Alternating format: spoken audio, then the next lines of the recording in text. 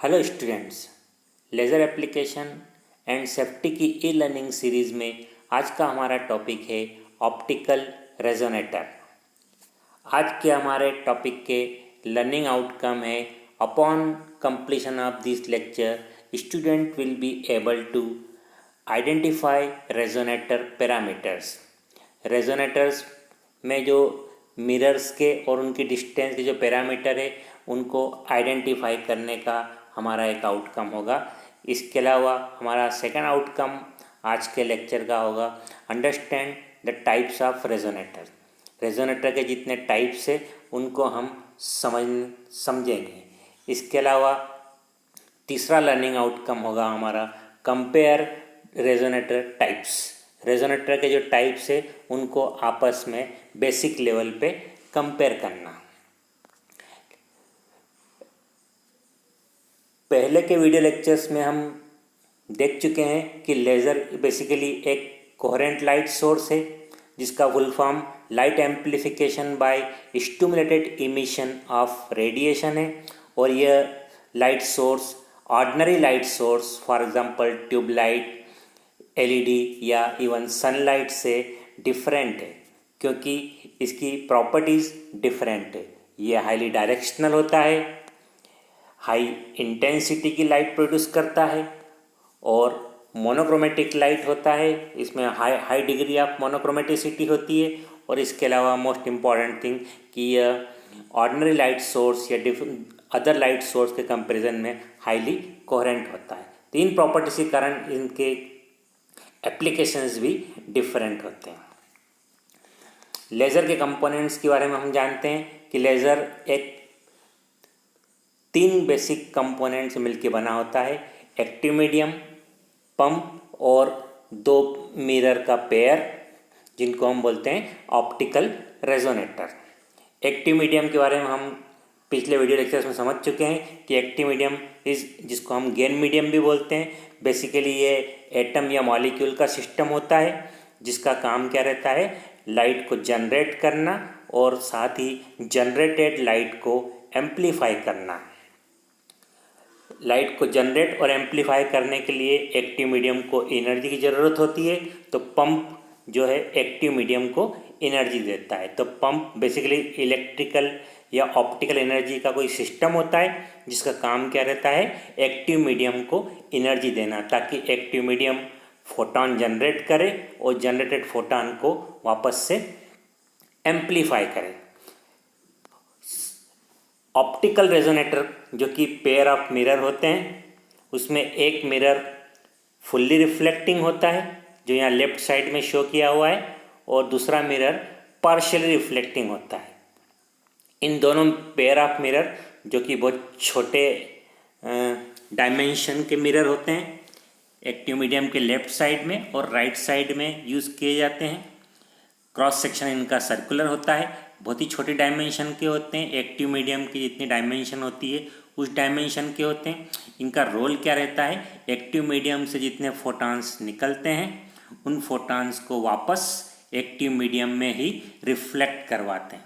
तो optical resonator का work क्या रहता है, it provides optical feedback to the active medium ताकि सबसे पहले जो फोटॉन पैदा हुए हैं वो स्पॉन्टेनियस एमिशन से पैदा होते हैं और वो फोटॉन्स एक्टिव मीडियम से बाहर निकलते हैं और हमारा मिरर उनको वापस एक्टिव मीडियम में डाल देते हैं ताकि अब एक्टिव मीडियम स्टिमुलेटेड इमिशन की प्रोसेस से फोटॉन्स को जनरेट करे या अल्टीमेटली हम कहें कि फोटॉन्स को एम्प्लीफाई करे। तो पेयर ऑफ मिरर का रोल क्या रहेगा जिसको हम रेजोनेटर बोल रहे हैं, इसका काम क्या है, बेसिकली इट प्रोवाइड्स या because of that stimulated emission is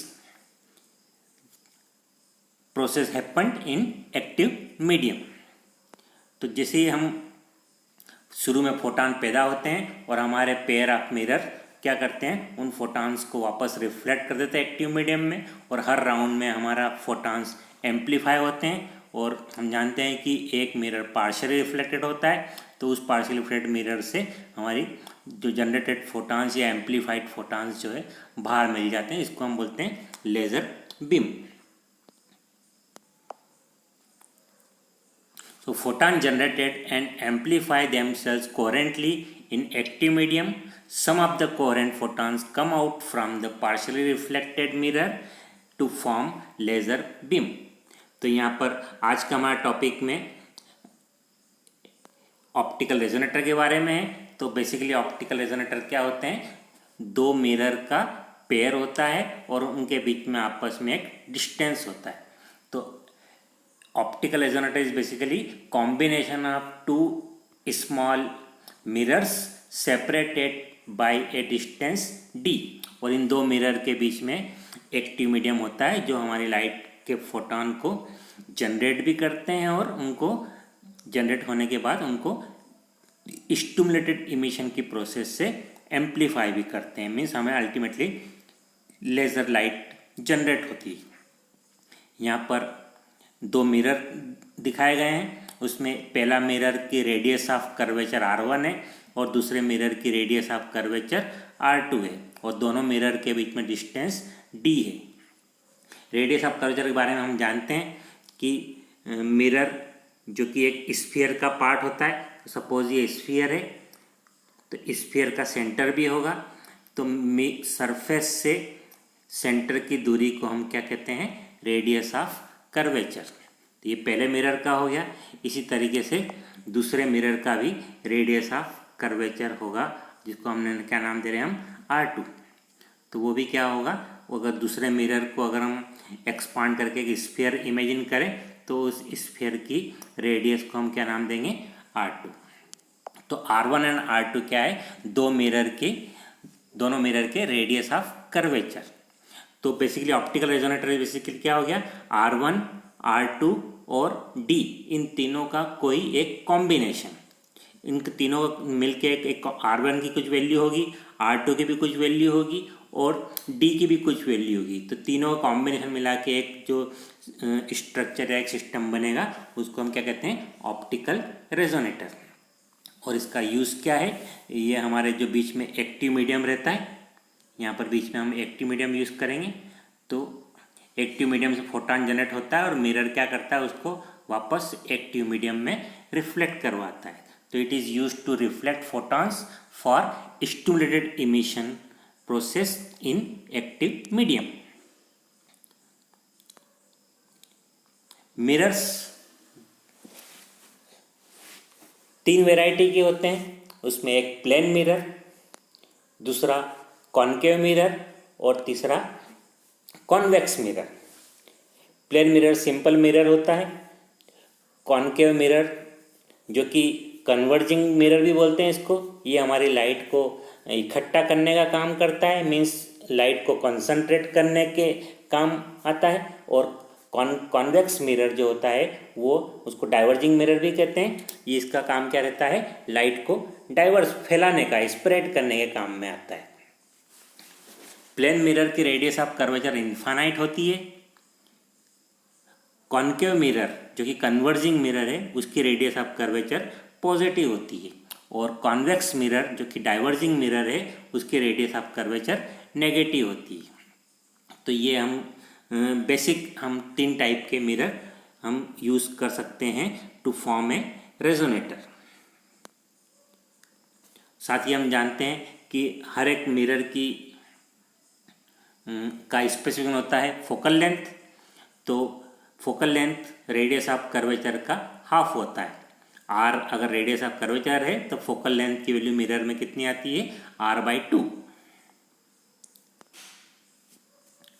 resonator के टाइप्स, तो हम जैसा मैंने बताया आपको कि रेजोनेटर में R1 जो कि पहले मिरर का रेडियस ऑफ कर्वेचर है और R2 दूसरे मिरर का रेडियस ऑफ कर्वेचर है और दोनों के बीच में दूरी D है। तो R1 और R2 और D इन तीनों पैरामीटर्स के डिफरेंट कॉम्बिनेशंस हो सकते हैं। तो कॉम्बिनेशन की बेसिस पर या depending on their combinations resonators are basically classified in two category. One is called stable resonator और दूसरा कॉम्बिनेशन या दूसरा जो ग्रुप कहलाएगा उसको हम कहेंगे अनस्टेबल रेजोनेटर। तो R1, R2 और D इन तीनों की बेसिस पे एक कोई कॉम्बिनेशन बनेगा। एक कॉम्बिनेशन को हम कहेंगे, या एक कॉम्बिनेशन की कैटेगरी को हम कहेंगे स्टेबल रेजोनेटर, और दूसरे कॉम्बिनेशन की कैटेगरी को हम कहेंगे अनस्टेबल रेजोनेटर। स्टेबल रेजोनेटर और अनस्टेबल रेजोनेटर में क्या डिफरेंस होता है वो आप समझने की कोशिश करते हैं। तो स्टेबल रेजोनेटर मीन्स अगेन दो मिरर, उसमें हम समझेंगे यहाँ पे दोनों मिरर कॉन्केव है, मीन्स दोनों मिरर कन्वर्जिंग है, मीन्स दोनों मिरर लाइट को कंसंट्रेट करते हैं। तो अगर दो मिरर यूज़ कर रहे हैं हम, दोनों के बीच में दूरी d है, तो हम लाइट दो मिरर के बीच में ट्रेवल करती है। तो स्टेबल रेजोनेटर किसको बोलेंगे कि दो मिरर के बीच में लाइट ट्रेवल करने के बावजूद भी लाइट जो है लेज़र का जो एक्सिस है, सेंटर पॉइंट है, या रेजोनेटर का जो एक्सिस है, उस एक्सिस से लाइट दूर नहीं जाती है, means light will remain very close to the axis. तो बहुत सारे राउंड लगाने के बाद भी दो मिरर के बीच में 100, 200, 300, 400, 500, 1000 राउंड लगाने के बावजूद भी light will remain very close to the axis of resonator, means light हमारा मैक्सिमम टाइम पर ये जो एक रेजोनेटर का एक्सिस है इन्हीं के बीच में राउंड लगाती रहेगी, लाइट एक्सिस से दूर नहीं जाएगी। तो इस तरह का अगर कोई कॉम्बिनेशन बनता है तो उस तरह कॉम्बिनेशन को हम क्या कहते हैं, स्टेबल रेजोनेटर। R1 और R2 और D का जो कॉम्बिनेशन बनता है उस कॉम्बिनेशन को हम क्या बोलेंगे, स्टेबल रेजोनेटर। इस वाले केस में लाइट हमारे मिरर के जो एजेस है, कॉर्नर है, उन कॉर्नर से स्केप नहीं करती, क्योंकि कॉर्नर की तरफ लाइट जाती नहीं भी, और लाइट हमेशा कहाँ रहती है, रेजोनेटर एक्सिस के आसपास ही रहती है। और एक मिरर हमारा पार्शियल रिफ्लेक्टिंग होता है जहाँ से हमें लाइट आउटपुट पे मिलेगी, और हमें एक सर्कुलर स्पॉट, ये वाला सर्कुलर स्पॉट के रूप में हमें आउटपुट मिल जाता है। तो stable resonator means after several rounds light remains very close to the axis of resonator and light do not escape from edges of the mirror. So in this case the combination of R1 and R2 and D is such that after every round light remains very close to the axis, means लगभग एक ही path को repeat करता रहते हैं, 100 round 200 round जितने भी round करना हो, लाइट लगभग हमारे एक्सिस के सराउंडिंग, रेजोनेटर एक्सिस के सराउंडिंग ही ऑसिलेट करती रहती है, एक्सिस से दूर नहीं जाती है। तो अगर इस तरह कोई कॉम्बिनेशन बनता है तो इस तरह कॉम्बिनेशन को हम क्या कहते हैं, स्टेबल रेजोनेटर। मीन्स इस वाले केस में लाइट हमारी एक्सिस के आसपास ही कन्फाइंड होती है। तो लाइट को हर राउंड में अगर लाइट को हमें कन्फाइंड करना है तो एक मिरर या दोनों मिरर, मीन्स कम से कम एक मिरर कैसा होना चाहिए, कन्फाइनिंग वाला, मीन्स कन्वर्जिंग वाला होना चाहिए, या हम कहें कि नाम से बोलूँ मैं तो एक मिरर हमारा, कम से कम एक मिरर, दोनों मिरर भी हो सकते हैं पर कम से कम एक मिरर हमारा कॉनकेव होना जरूरी है। यहाँ पे मैंने जो डायग्राम बता रखा है इसमें दोनों मिरर कॉनकेव है, मीन्स दोनों मिरर लाइट को सेंटर की तरफ फोकस कर रहे हैं, मीन्स एक्सिस की तरफ फोकस कर रहे हैं, तो हमारी लाइट हमारी एक्सिस से दूर नहीं जाती है। तो इस तरह कॉम्बिनेशन अगर कोई होता है तो इस तरह कॉम्बिनेशन को हम क्या कहते हैं, stable resonator. Most of the जो लेज़र होते हैं वो स्टेबल रेजोनेटर होते हैं।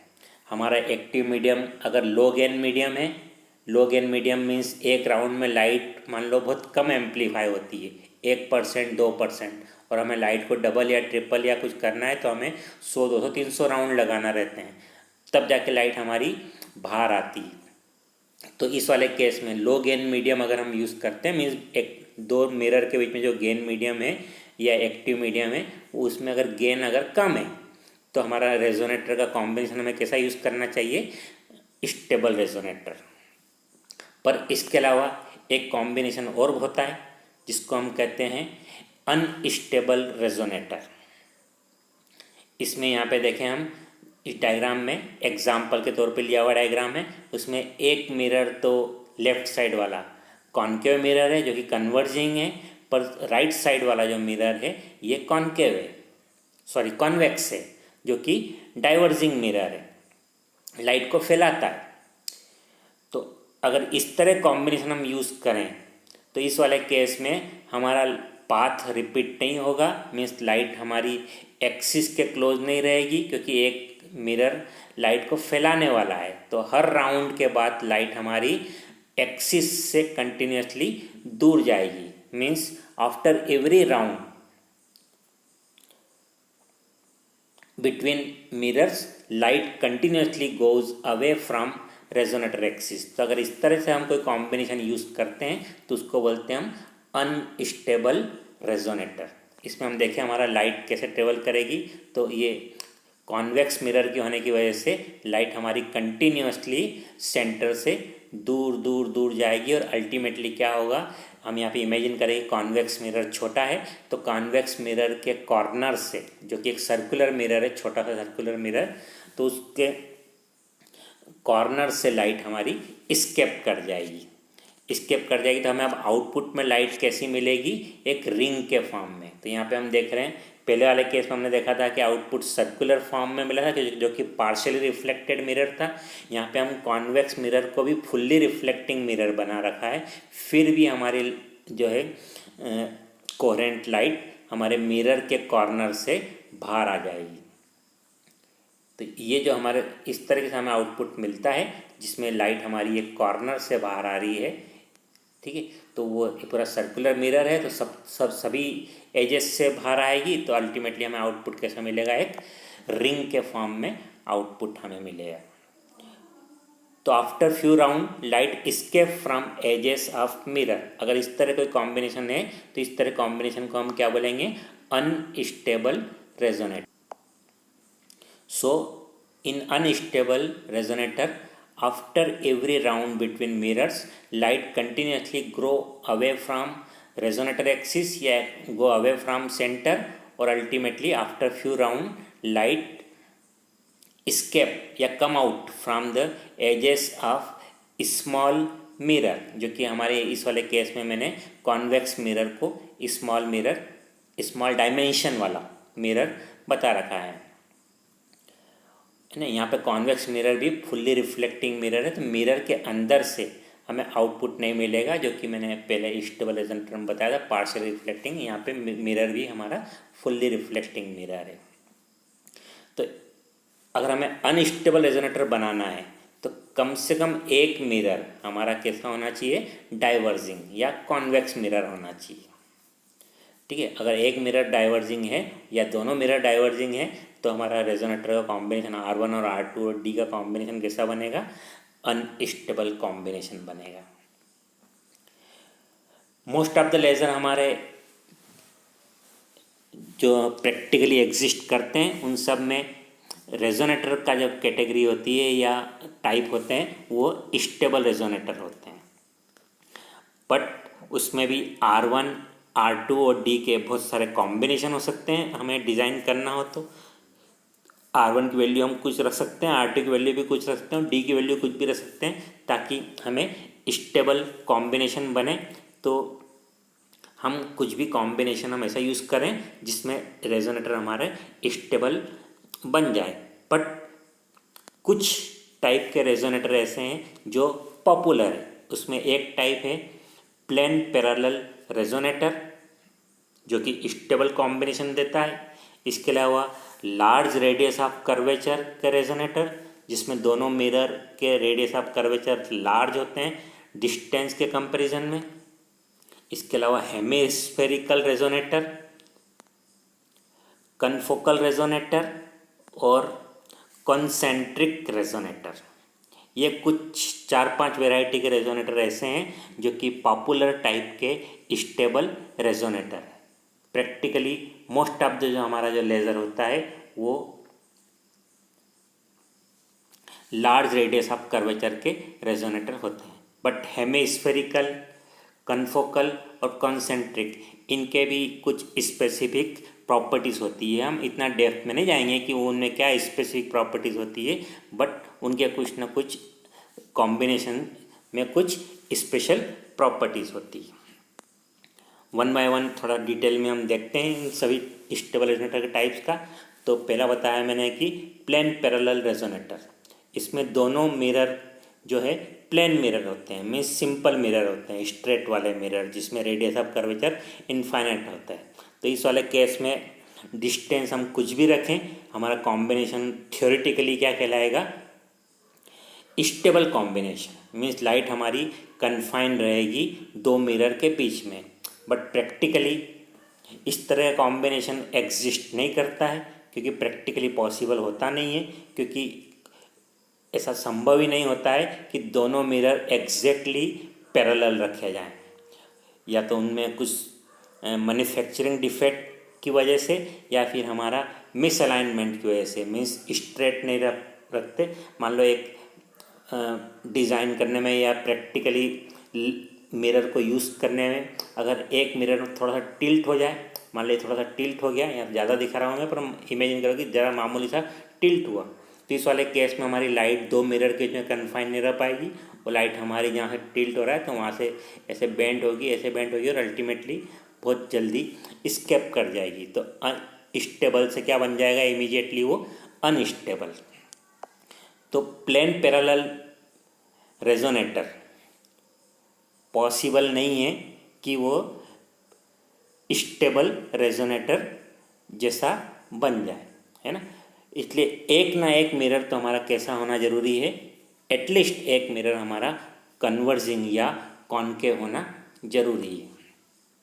तो दूसरे टाइप का हम बात करें जो कि मोस्ट ऑफ द लेज़र होते हैं, उसमें लार्ज रेडियस ऑफ कर्वेचर वाले रेजोनेटर, है ना, जिसमें R1 और R2 की जो वैल्यू होती है वो उनके डिस्टेंस के मुकाबले बहुत ज़्यादा होती है। तो इस वाले केस में दोनों मिरर कॉनकेव है ना, फुल्ली रिफ्लेक्टिंग वाला भी और पार्शियली रिफ्लेक्टिंग वाला मिरर भी कॉनकेव है, और उनके बीच में डिस्टेंस कम है, किसके कंपैरिजन में, उनकी रेडियस ऑफ कर्वेचर के कंपैरिजन में। फॉर एग्जांपल R1 और R2 की वैल्यू 100 सेंटीमीटर है, दोनों मिरर के रेडियस ऑफ कर्वेचर 100 सेंटीमीटर है, और उनके बीच में दूरी हम 100 सेंटीमीटर से काफ़ी कम रखें, फॉर एग्जांपल 10 सेंटीमीटर रखें। तो इस तरह कॉम्बिनेशन अगर बनता है तो हम उसको रेजोनेटर को क्या बोलेंगे, स्टेबल रेजोनेटर। तो ये लार्ज रेडियस ऑफ कर्वेचर का स्टेबल रेजोनेटर होगा, जो कि उतना मिरर के अलाइनमेंट की बहुत ज़्यादा प्रॉब्लम क्रिएट नहीं करेगा। थोड़ा एक मिरर मिसअलाइंड भी होगा, थोड़ा एक मिरर तिरछा भी हो जाएगा, लग जाएगा, इंस्टॉल हो जाएगा, तो हमारा लाइट हमारी सेंटर से अवे नहीं जाएगी। मीन्स कॉम्बिनेशन हमारा क्या कहलाएगा, स्टेबल कॉम्बिनेशन। इसके अलावा दूसरा कॉम्बिनेशन जो कि स्टेबल कॉम्बिनेशन कहलाएगा वो कहलाता है हेमी स्फेरिकल रेजोनेटर। इसमें एक कॉनकेव मिरर है और एक प्लेन मिरर है, और कंडीशन ये है कि दोनों मिरर के बीच में डिस्टेंस कितनी है, कॉनकेव मिरर की रेडियस ऑफ कर्वेचर के बराबर है। मीन्स D = R1 है, और R2 तो इन्फानाइट है ही प्लेन मिरर का। तो अगर इस तरह से कोई कॉम्बिनेशन अगर हम करते हैं तो ये कहलाता है हेमी स्फेरिकल रेजोनेटर। क्योंकि इसको अगर हम इस मिरर को एक्सपांड करने की बात करें, ऐसे इधर भी एक्सपांड करें, तो जो स्ट्रक्चर बनता है वो अर्धगोलाकार या हेमी स्फेरिकल स्ट्रक्चर बनाता है। इस कारण से इस तरह के रेजोनेटर को हम क्या कहते हैं, हेमी स्फेरिकल रेजोनेटर। इसमें D = R1 होता है, और दूसरा मिरर क्या होता है, प्लेन पैरेलल मिरर होता है। मीन्स एक कॉनकेव है और एक प्लेन है, और दोनों मिरर के बीच में दूरी कितनी है, R1 के बराबर है। फॉर एग्जांपल R1 = 10 सेंटीमीटर का हम कॉनकेव मिरर लें, और दोनों के बीच में, दो मिरर के बीच में दूरी भी हम 10 सेंटीमीटर रखें, तो इस तरह कॉम्बिनेशन हमारा क्या कहलाता है, हेमी स्फेरिकल रेजोनेटर। इसमें प्लेन मिरर पार्शियली रिफ्लेक्टिंग होता है, तो हमारी कुछ लाइट उसमें उस मिरर से आउटपुट में आती है। इसके अलावा एक इंटरेस्टिंग कॉम्बिनेशन होता है जिसको बोलते हैं confocal resonator. Confocal resonator, confocal means ऐसा कॉम्बिनेशन जिसमें दोनों मिरर के फोकस एक ही जगह आते हैं। यहाँ पे R1 और R2 दोनों मिरर है लें, दोनों कॉनकेव मिरर लें, और कंडीशन ऐसी रखें कि दोनों मिरर का फोकस एक ही जगह पे आए। तो अगर इस तरह कोई कॉम्बिनेशन होता है तो उसको बोलेंगे हम कॉनफोकल रेजोनेटर। फॉर एग्जांपल दो एक जैसे मिरर लें, आर रेडियस ऑफ कर्वेचर है दोनों मिरर की, तो अगर हम डिस्टेंस दो मिरर के बीच में डिस्टेंस हम आर के बराबर रखें, डी इक्वल टू आर, यहाँ पे आर क्या है, पहले मिरर की भी और दूसरे मिरर की भी रेडियस ऑफ कर्वेचर सेम है इसलिए आर लिखा। तो अगर दोनों के बीच में दूरी भी अगर हम डी इक्वल टू आर रखें तो इस तरह उस केस में क्या होगा, दोनों का फोकस एक ही जगह आएगा। ठीक है, तो इस तरह कॉम्बिनेशन को हम क्या बोलेंगे, कॉनफोकल रेजोनेटर। फॉर एग्जांपल R1 और R2 अगर 10 सेंटीमीटर है, दोनों कॉन्केव मिरर की रेडियस ऑफ कर्वेचर 10 सेंटीमीटर है और दोनों के बीच में दूरी भी हम 10 सेंटीमीटर रखें, तो उस केस में क्या होगा, दोनों का फोकस एग्जैक्टली सेंटर में आएगा दोनों मिरर के बीच में। तो फोकस कॉमन होने की वजह से इस तरह के कॉम्बिनेशन को हम क्या बोलेंगे, कॉनफोकल रेजोनेटर। इस तरह के रेजोनेटर की कुछ स्पेसिफिक आउटपुट प्रॉपर्टीज़ होती है जिसको हम यहाँ पर हमारे beyond the scope of study है। इसके अलावा एक और कॉम्बिनेशन होता है concentric resonator.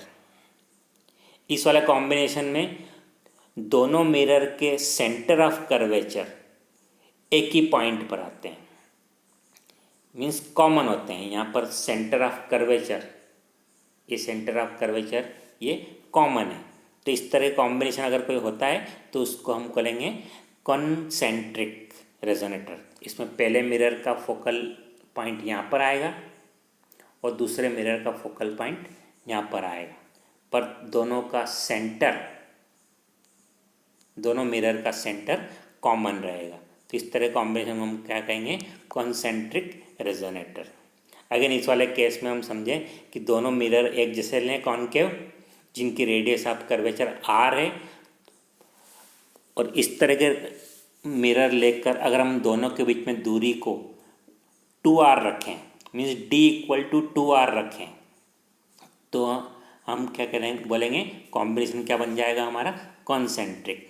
d equal to R रखने पर कॉन्फोकल होता है और d इक्वल टू 2r रखने पर कॉन्सेंट्रिक होता है। For example R1 R2 again वही 10 सेंटीमीटर है, सेम मिरर है, रेडियस ऑफ कर्वेचर 10 सेंटीमीटर है, पर अगर उन दोनों के बीच में दूरी अगर हम 20 सेंटीमीटर रखें तो इस तरह के कॉम्बिनेशन को हम क्या कहेंगे, कॉन्सेंट्रिक रेजोनेटर।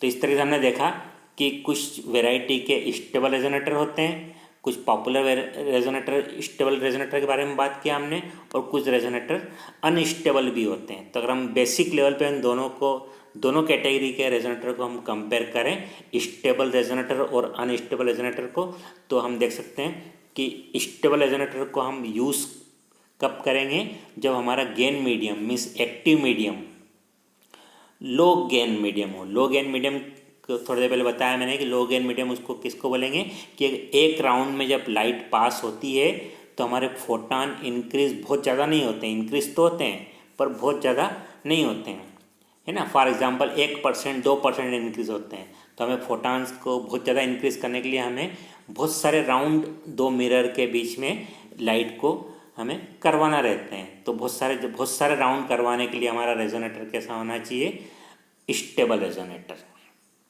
है ना। तो मोस्ट ऑफ द लेज़र हमारे जो एक्टिव मीडियम या बहुत सारे लेज़र में हमारे जो एक्टिव मीडियम होते हैं, for example helium neon laser, इस तरह जो लेज़र होते हैं उनमें ये लो गेन मीडियम कहलाते हैं। तो उस वाले केस में हमें रेजोनेटर कैसे यूज़ करना रहते हैं, स्टेबल रेजोनेटर, क्योंकि हमें बहुत सारे राउंड लगवाने रहते हैं, तब जाके हमें आउटपुट में लाइट लेने की बात करते हैं। दूसरा रेजोनेटर जो इस साइड बता रखा है ये अनस्टेबल रेजोनेटर है। यहाँ पे थोड़ा सा लिखने में गड़बड़ हो गया, अनस्टेबल रेजोनेटर। हम यहाँ पे हम कंपेयर कर रहे हैं स्टेबल रेजोनेटर और अनस्टेबल रेजोनेटर में। तो स्पॉट साइज से कंपेयर करें हम तो स्टेबल रेजोनेटर में सर्कुलर स्पॉट होगा और क्योंकि उसमें लाइट हमारी पार्शियली रिफ्लेक्टिंग मिरर से लाइट बाहर आती है, तो पूरा जो मिरर का शेप है वैसा हमें आउटपुट लाइट मिलेगा। पर अनस्टेबल रेजोनेटर में हमें लाइट कहाँ से मिलती है, जो स्मॉल मिरर होगा, जो कि पहले मैंने एग्जांपल में बताया कि कॉन्वेक्स मिरर को हम स्मॉल मिरर रखते हैं, तो वहाँ पर हमें स्पॉट उसके कॉर्नर से या एजेस से हमें लाइट आउटपुट मिलती है, इसलिए स्पॉट कैसा होगा, रिंग के फॉर्म में आउटपुट हमें मिलेगा। तो सर्कुलर स्पॉट हमें स्टेबल रेजोनेटर में मिलता है और अनस्टेबल रेजोनेटर में हमें रिंग के फॉर्म में आउटपुट मिलता है। इम्पॉर्टेंट पॉइंट, स्टेबल और अनस्टेबल में कंपैरिजन में हम बोलें तो स्टेबल रेजोनेटर में मोड वॉल्यूम लेस होता है। मोड वॉल्यूम यहाँ पे बताऊँ मैं आपको, तो जो एक्टिव मीडियम का जितना पोर्शन, एक्टिव मीडियम का जितना पोर्शन लाइट द्वारा कवर होता है उसको बोलते हैं हम मोड वॉल्यूम। फॉर एग्जांपल ये एक्टिव मीडियम है और हम स्टेबल रेजोनेटर में हम जानते हैं कि लाइट मोस्टली कहाँ पे ट्रेवल करती रहती है, दो मिरर के बीच में, एक्टिव मीडियम के सेंटर में या एक्सिस के आसपास। तो इस वाले केस में केवल एक्टिव मीडियम का ही स्मॉल पोर्शन ही कवर हुआ, बाकी ये ऊपर नीचे वाला पोर्शन जो है एक्टिव मीडियम का एम्प्टी रह गया। मीन्स यहाँ पर लाइट गई नहीं तो स्टिमुलेटेड इमिशन होगा नहीं। ओके, तो जितना एक्टिव मीडियम का जितना एरिया दो मिरर के बीच में लाइट के प्रोपागेशन से कवर होता है, मीन्स जितना एरिया स्टिमुलेटेड इमिशन के काम में आता है उसको हम कहते हैं मोड वॉल्यूम।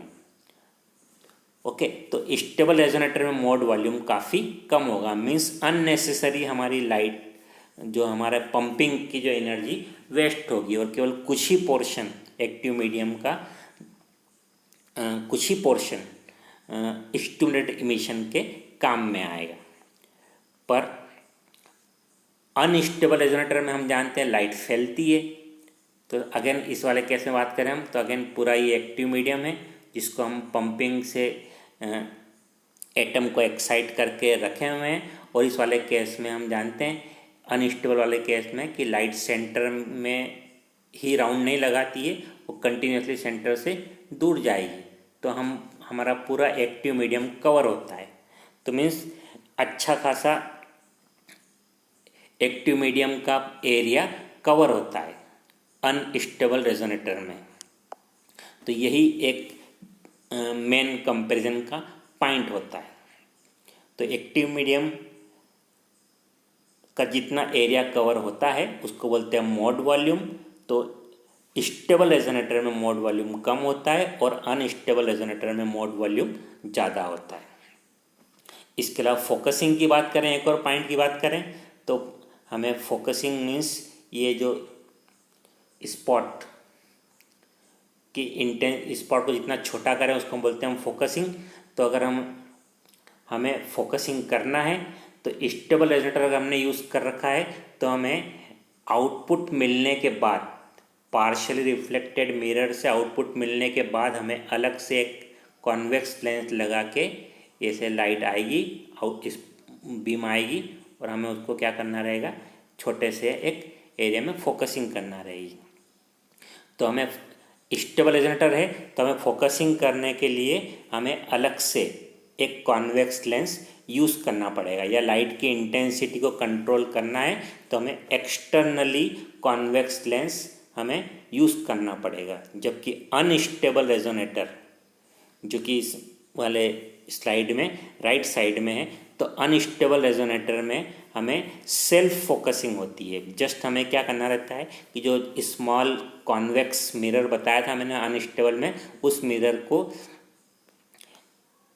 एक्टिव मीडियम की तरफ या एक्टिव मीडियम से दूर की तरफ मूव करना रहता है। मीन्स हमें कोई अलग से लेंस की ज़रूरत नहीं है, उसमें सेल्फ फोकसिंग होती है। जस्ट हम मिरर को, जो दूसरा मिरर है आउटपुट मिरर जहाँ से हमें आउटपुट लेज़र का मिल रहा है, उसको हम मूव करके हम लाइट के इंटेंसिटी को हम कंट्रोल कर सकते हैं। मीन्स हम फोकसिंग या डीफोकसिंग करना हो तो जस्ट रेजोनेटर के एक मिरर को हम क्या कर सकते हैं, मूव कर सकते हैं। तो डियर स्टूडेंट्स, इस बेसिस पे मैंने आपको बताया कि रेजोनेटर होते क्या है, रेजोनेटर के टाइप्स कितने होते हैं। तो दो टाइप्स के होते हैं, स्टेबल रेजोनेटर और अनस्टेबल रेजोनेटर। साथ ही मैंने आपको बताया कि स्टेबल रेजोनेटर के भी कुछ पॉपुलर टाइप्स हैं। साथ ही लास्ट में हमने देखा दोनों रेजोनेटर्स को कंपेयर करें।